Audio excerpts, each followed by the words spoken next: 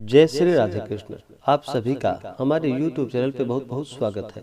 आइए सुनते हैं कार्तिक मास महात्म्य में 27, 28 और 29वें अध्याय की कथा। आपने अब तक जो कि 26 अध्याय तक के कथा को श्रवण किया। इस कार्तिक महात्म्य में जो कि 29 अध्याय है, अगर आपने अब तक पिछले अध्याय को नहीं सुना हो तो आप हमारे चैनल पे जो कि कार्तिक मास महात्म्य के नाम से वीडियो अपलोडेड है, प्लेलिस्ट बनाया गया है, आप वहां से जाकर के पिछले अध्यायों को कथा श्रवण कर सकते हैं। कार्तिक मास का बड़ा ही विशेष महत्व माना गया है। कार्तिक के महीने में गंगा स्नान करना, दान पुण्यों के कार्य करने से और भगवान श्री हरि विष्णु का पूजन करने से, माता तुलसी का पूजन करने से व्यक्ति के समस्त प्रकार के पाप और ताप नष्ट हो जाते हैं। और पिछले अध्याय में जो कि धनेश्वर को नरक ले जाया गया और फिर वहां पे चलते हैं, उसके बाद आगे की कथा को सुनते हैं। तो बोलिए प्रेम से भगवान विष्णु की जय, माता लक्ष्मी की जय, भगवान श्री कृष्ण की जय। भगवान श्री कृष्ण बोले कि तदंतर यम की आज्ञा पालन करने वाले प्रेतपति ने सब नरक दिखाने की इच्छा से धनेश्वर को ले जाकर कहा। प्रेतपति बोला कि हे धनेश्वर, ये जो भयानक नरक है, इन्हें देखो, जिनमें पाप करने वाले मनुष्य यमदूतों द्वारा पचाए जाते हैं। भयानक दर्शन वाला यह तप्त बालू का नरक है, जिसमें अंत समय में जली देह वाले पापी चिल्ला रहे हैं। बलि वैश्वदेव के अनंतर अर्थात भोजन के समय क्षुधा से पीड़ित आए हुए अभ्यागत का जो मनुष्य पूजन नहीं करते हैं, वे यहाँ नरक में अपने कर्म द्वारा पचाए जाते हैं। गुरु, अग्नि, ब्राह्मण, गौ, वेद और क्षत्रियों का जो पैर से तारण करते हैं, वे मनुष्य जरे हुए पापों वाले हैं। नरकों के 6 भेद हैं। यह नाना प्रकार के पापों से मिलते हैं। अंधाता मिस्र नाम का यह बड़ा दूसरा नरक है। देखो, सुई के समान और घोर मुख वाले तमो तप्तादि कीड़ों द्वारा पापी मनुष्यों की देह भेदन की जा रही है। यह नरक भी 6 प्रकार का है।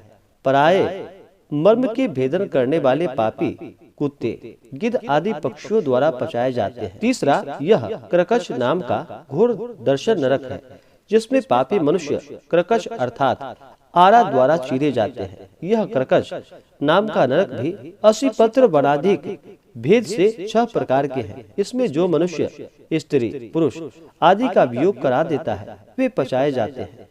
जो प्यारी वस्तु तथा औरों के वियोग कराते हैं, वे मनुष्य भी इसमें पचाए जाते हैं।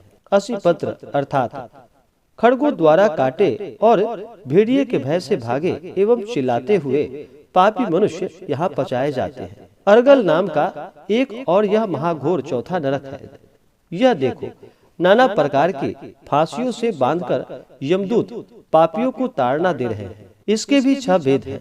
कूट शालमली नाम के इस 5वें नरक को देखो। इसमें अंगारों के समान सेमल के कांटे हैं, जिसमें पराई स्त्री रात पराया द्रोह करने और पराया द्रव्य लेने वाले पापी यम की यातनाओं द्वारा 6 प्रकार के पचाए जाते हैं। रत्न पूय अर्थात जिसमें रुधिर और पीप भरा होता है, ऐसे इस 6ठे उलबन नामक नरक को देखो, जिसमें पापी मनुष्य नीच मुंह करके लटकाए जाते हैं।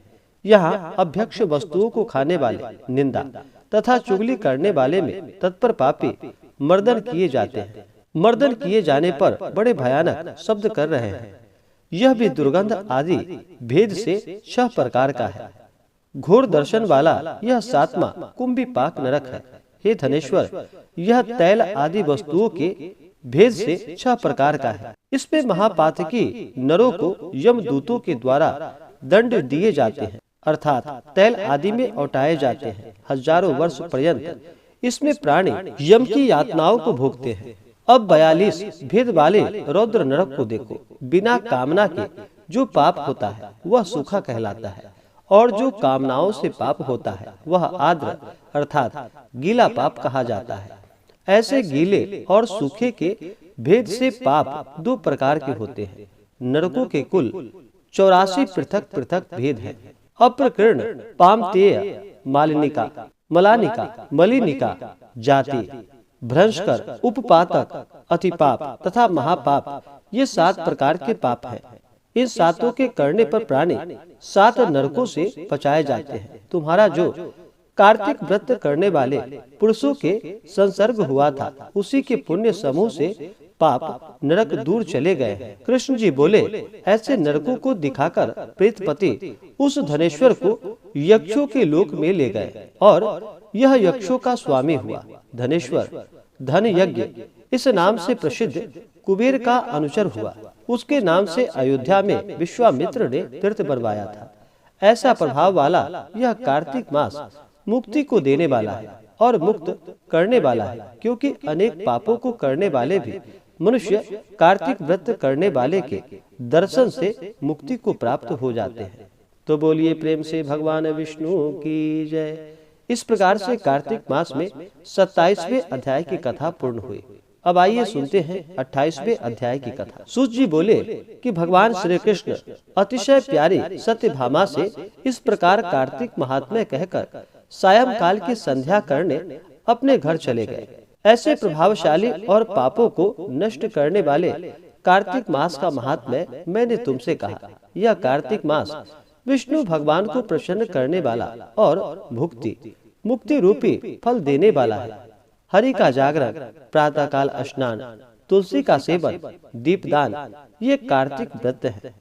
पूर्व में कहे गए जो 5 प्रकार के व्रत हैं जिनसे कार्तिक व्रत पूर्ण होता है, वह भुक्ति तथा मुक्ति को देने वाला और सुनने से रोमांचित करने वाला विस्मय युक्त यह कार्तिक मास का इतिहास आपसे वर्णन किया।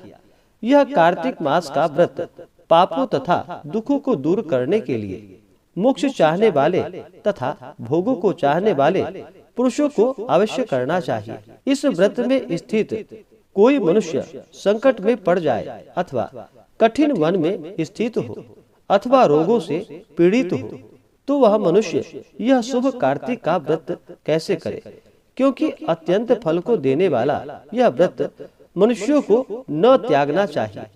सूजी बोले, ऐसा सदा दृढ़ व्रत करने वाला पुरुष यदि आपदा में पड़ जाए तो विष्णु व शिव जी के मंदिर में हरि का जागरण करे। यदि शिव अथवा विष्णु का भी मंदिर ना हो तो किसी देवता के स्थान में करे। यदि कठिन वन में स्थित हो अथवा आपत्ति में पड़ा हो तो पीपल के नीचे अथवा तुलसी के वन में जाकर जागरण करे।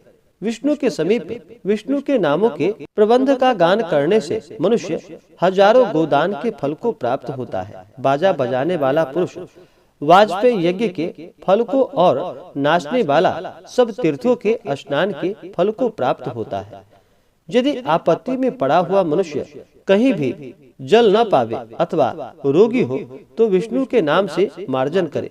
यदि व्रत में स्थित मनुष्य उद्यापन विधि करने में समर्थ ना हो तो व्रत को पूर्ण करने के लिए बाद में ब्राह्मणों को खिलावे। पृथ्वी में ब्राह्मण अव्यक्त रूप से भगवान के स्वरूप हैं, अतएव ब्राह्मणों के संतुष्ट होने से भगवान सदा संतुष्ट रहते हैं। यदि दीपदान करने में समर्थ ना हो तो दूसरे के दीपक को जला दे अथवा पर्दे आदि से उसकी रक्षा का प्रयत्न भर कर दे। जो तुलसी पूजन करने का अवसर ना मिले तो वैष्णव ब्राह्मण की पूजा करे, क्योंकि विष्णु जी सदा अपने भक्तों के निकट रहते हैं। इन सब के अभाव में ब्राह्मण का और गौओं का पूजन व्रती अवश्य करे अथवा व्रत पूर्ण होने के निमित्त पीपल और बड़ का पेड़ का पूजन करे। ऋषि बोले, तुमने पीपल और बड़ को गौ और ब्राह्मण के समान कैसे बताया? सब वृक्षों में वे दोनों क्या अधिक पूजने योग्य हैं? सूजी बोले कि पीपल भगवान विष्णु का रूप है और रुद्र का रूप बड़ है, वैसे ही ब्रह्मा का रूप धारण करने वाला ढाक का वृक्ष है। ऋषि बोले, ब्रह्मा और शिव ये कैसे वृक्ष तत्व को प्राप्त हुए? हे धर्मज्ञ, यह कहो। इस विषय में हमको बड़ा संदेह है। सूत जी बोले कि एक समय शिव और पार्वती भोग कर रहे थे। उस समय सब देवता और अग्नि ब्राह्मण का रूप धर के गए और उन्होंने उनके भोग में विघ्न डाला। भोग के सुख में विघ्न होने से क्रोध से कांपती हुई पार्वती ने देवताओं को श्राप दिया। पार्वती बोली, जितने कृमि कीट आदि हैं वे भी भोग के सुख को जानते हैं, अतः उस भोग सुख में विघ्न करने वाले तुम सब देवता वृक्ष रूप को प्राप्त हो जाओ। सूत जी बोले, इस प्रकार पार्वती ने क्रोधित होकर देवताओं को श्राप दे दिया। तब से देवता वृक्ष हो गए।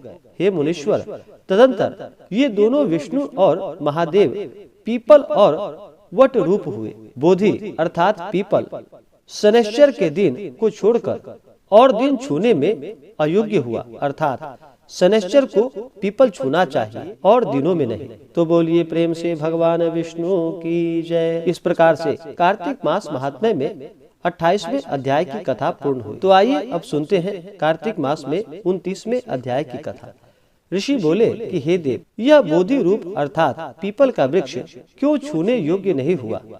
यह शनिवार को क्यों छूने योग्य हुआ, सो कहिए। सूत जी बोले कि समुद्र को मंथन करने से देवताओं ने जो रत्न पाए, उनमें से देवताओं ने लक्ष्मी और कौस्तुभ मणि विष्णु जी को दे दिए। जब विष्णु जी अपनी भार्या बनाकर लक्ष्मी को अंगीकार करने लगे, तभी लक्ष्मी ने उन चक्रपाणी से प्रार्थना की। लक्ष्मी बोली, जेठी बहन का संस्कार अर्थात विवाह किए बिना तुम छोटी को कैसे ब्याहते हो? हे मधुसूदन, पहले मेरी बड़ी बहन अर्थात अलक्ष्मी का ब्याह कर दो। मेरी बड़ी बहन अलक्ष्मी का ब्याह करके तब मुझे ले चलो, यह सनातन धर्म है।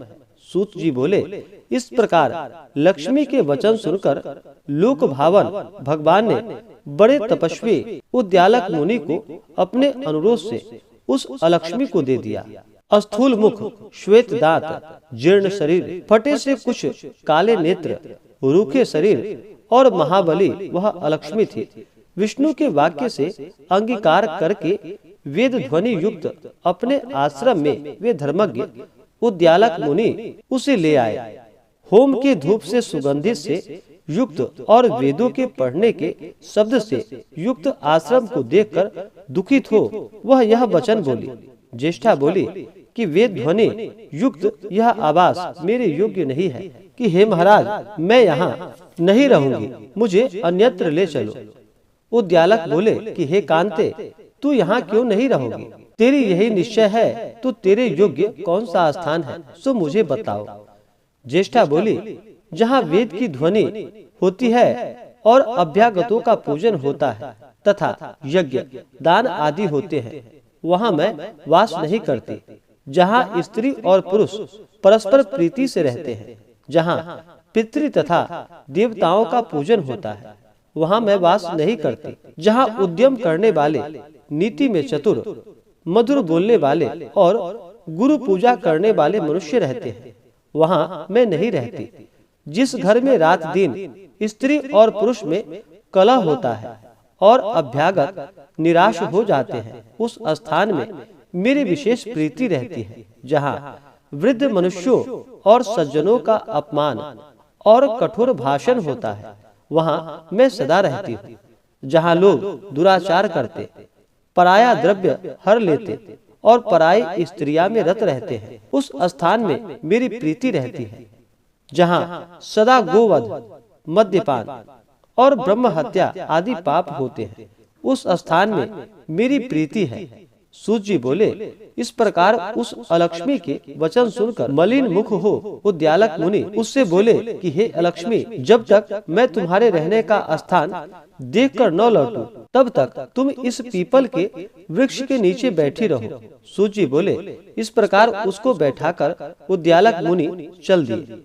वहाँ बहुत देर तक उनका मार्ग देखती रही। उसने जब मुनि को लौटते हुए नहीं देखा, तब वह पति के त्यागने से दुखित हो शोक से रुदन करने लगे। उसके रुदन को लक्ष्मी जी ने अपने वैकुंठ भवन में सुना। तब लक्ष्मी जी उद्विग्न होकर विष्णु जी से प्रार्थना की। लक्ष्मी जी बोली कि हे स्वामी, मेरी जेठी बहन भर्ता को छोड़ने से दुखित है, अतएव हे दयालो, यदि मैं तुम्हारी प्यारी हूँ तो तुम उसे धीरज देने के लिए जाओ। सूत जी बोले, तदंतर कृपा निधि विष्णु लक्ष्मी सहित वहाँ गए। उस अलक्ष्मी को धीरज देते हुए विष्णु भगवान बोले कि हे अलक्ष्मी, तुम पीपल के मूल के आश्रय में सदा स्थित रहो। यह निश्चय मेरे अंश से उत्पन्न है, इसलिए मैंने तुमको बसने के लिए यह स्थान दिया है। प्रति वर्ष जो तुम्हारा पूजन करेंगे उनके यहाँ तुम्हारी छोटी बहन अर्थात लक्ष्मी स्थित होकर रहेंगी और स्त्रियों द्वारा नाना प्रकार की भेंट देकर तुम सदा पूजने योग्य होगी। पुष्प, गंध आदि द्वारा जो तुम्हारा पूजन करेंगे उन पर लक्ष्मी सदा प्रसन्न रहेगी। सूत जी बोले, कृष्ण और सत्यभामा तथा नारद और पृथु का संवाद कहा और जो पूछना चाहो सो मैं विस्तार से कहूँ। उनका यह वचन सुनते ही ऋषि मंद हास्य करने लगे। उन्होंने आपस में कुछ नहीं कहा, चुपचाप बैठे रहे। फिर शांत मन हो सबके सब वज्र वन के दर्शन को चल दिए। जो प्राणी यह कथा सुनेगा या श्रेष्ठ मनुष्यों को सुनावेगा वह सब पापों से छूट जाएगा और विष्णु की सायुज्य मुक्ति को प्राप्त होगा। इस प्रकार से कार्तिक मास महात्म्य 29वें अध्याय की कथा पूर्ण हुई। तो बोलिए प्रेम से भगवान विष्णु की जय, माता लक्ष्मी की जय, तुलसी माता की जय, सर्वदेवी देवता की जय। इसी प्रकार से जो भी भक्त सच्ची श्रद्धा के साथ कार्तिक मास महात्म्य का कथा श्रवण करते हैं, कार्तिक के महीने में गंगा स्नान करते हैं, दीप दान करते हैं, तुलसी वृक्ष का पूजन करते हैं, भगवान विष्णु का पूजन करते हैं, उनके सभी पाप और ताप नष्ट हो जाते हैं तथा भगवान श्री हरि विष्णु की कृपा से सुख समृद्धि की प्राप्ति होती है। तो आशा करता हूँ कि यह जानकारी आपको अच्छा लगा हो। ऐसे ही ज्ञान वर्धक जानकारियाँ प्राप्त करते रहने के लिए हमारे इस चैनल पे अगर आप नए हैं तो चैनल को लाल बटन दबा करके सब्सक्राइब करें, साथ में बेल आइकन घंटी को दबाएं ताकि मेरे वीडियो का नोटिफिकेशन आपको समय से मिलता रहे। वीडियो को लाइक करें, शेयर करें, सुखी रहें और स्वस्थ रहें। जय श्री राधे कृष्ण। धन्यवाद।